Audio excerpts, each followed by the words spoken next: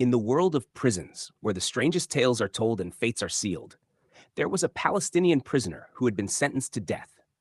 But when he was asked about his final wish, he made a strange request that shook the entire prison to its core. He calmly said, "My last wish is to spend my final night in this world with a virgin girl who is with me willingly." The police officers were shocked upon hearing this unusual request. However, the real surprise wasn't the request itself, but what happened afterward. Did the officers agree to fulfill this prisoner's final wish? Where did the bride come from? And what happened during that wedding night that left everyone in utter shock? Stay with us, moment by moment, because this story will leave you holding your breath until the very end. Here begins the tale. This astonishing story is narrated by a policewoman who witnessed the events firsthand. My name is Fariha Muhammad. I am a police inspector, 40 years old. I have spent my life within courtrooms, police stations, and prison walls. I've grown used to seeing criminals of all kinds, some with hearts as cold as stone, and others who were innocent but had their rights lost in the maze of justice. Over the years, my heart became hardened like rock. But there was one prisoner unlike any other. Prisoner number 250, a quiet young man with unreadable expressions. He was 19 years old and had been sentenced to death. He carried in his eyes a mysterious look, somewhere between despair and calm, as if he was hiding a deep secret that no one knew. As the days passed, his presence in prison stirred my curiosity. He never spoke to anyone, always sitting silently in his cell, lost in thought. I often found myself observing him, wondering, what kind of crime did this young man commit to deserve death at such a young age? I tried to get closer, hoping he would share his thoughts with me, but I never found the courage to ask. The rules were strict, and personal relationships between guards and prisoners were strictly forbidden. Faria continues. 2 days later, I received an official order from the court. The execution of this young man would be carried out soon, and he was to be granted the chance to see his family one last time. This was a routine order, nothing unusual. I had handled such procedures many times before, but this time I felt a strange anxiety, a feeling I couldn't explain. I knew that every prisoner sentenced to death had the right to request one final wish, but I was not at all prepared for the shocking wish he asked of me. I approached him and gently asked about his final wish.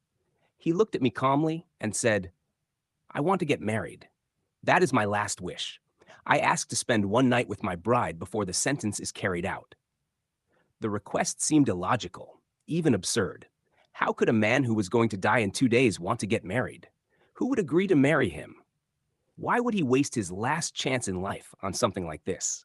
I froze, speechless, unable to respond. But the police chief tried to convince him to choose a different wish. Still, the young man remained firm, saying, "I don't want anything from this life except this simple request." He added, "Announce it in the mosque. If a girl agrees, then let me marry her." But what no one knew, behind this strange request was an unbelievable plan. The announcement was made in the mosque. A prisoner on death row wished to marry, and this was his final request. Everyone believed that no girl would ever agree. But then came the unexpected twist. Only 1 hour later, a young girl walked into the mosque wearing a wedding dress. She entered with steady steps in front of the astonished crowd. She looked young, barely 17 or 18 years old. Standing confidently in the center of the mosque, she wore a pure white dress and held the marriage contract file in her hand. Beside her stood the mosque's sheikh, who said, "This girl has come willingly and insists on marrying Omar. We tried to convince her not to ruin her life, but she insisted, saying, 'I accept marrying Omar. This is my final wish too. I want to be his wife, even if only for one day.'" Fariha continues, "At that moment, we had no legal justification to deny the marriage. My fellow officers and I escorted the girl to the prison. The ceremony was conducted inside the cell, in the presence of the sheikh and the police chief. After the marriage contract was signed, the girl was taken into the cell with her new husband, and the door was locked behind them, as Omar had requested. I sat next to the cell, waiting. I expected the girl would soon become frightened and ask to leave. But to my surprise, I began to hear whispers and strange movements from inside. Something unusual was happening.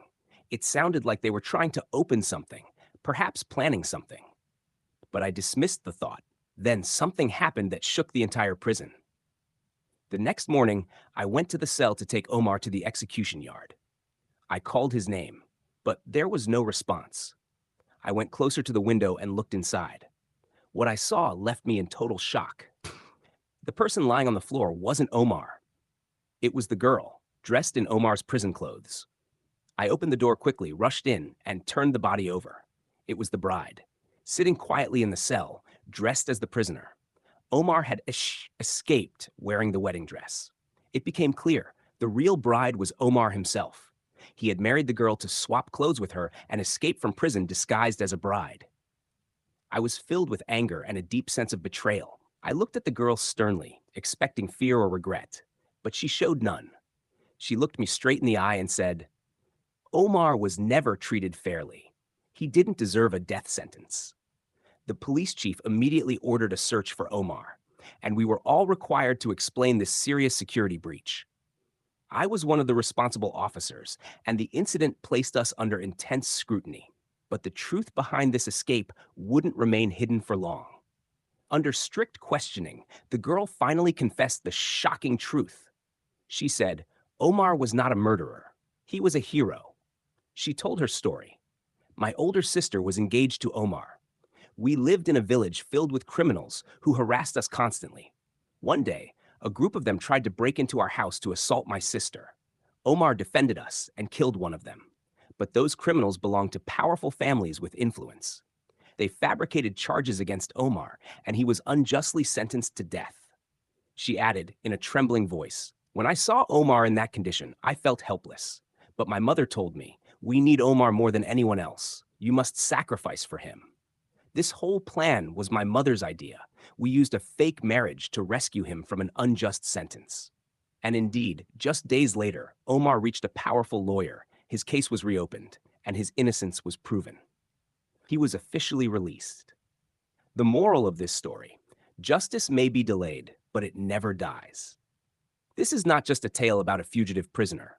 It is a story about a harsh system that fails the weak and about a brave girl who gave up everything to save an innocent man.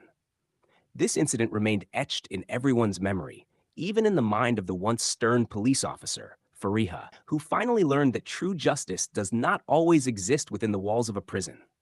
Sometimes the real criminals walk free, while the innocent remain behind bars. In the end, love triumphed over cruelty, and truth overcame injustice. Don't forget to support us by liking the video and subscribing to the channel. That helps us continue to bring you more incredible stories, God willing.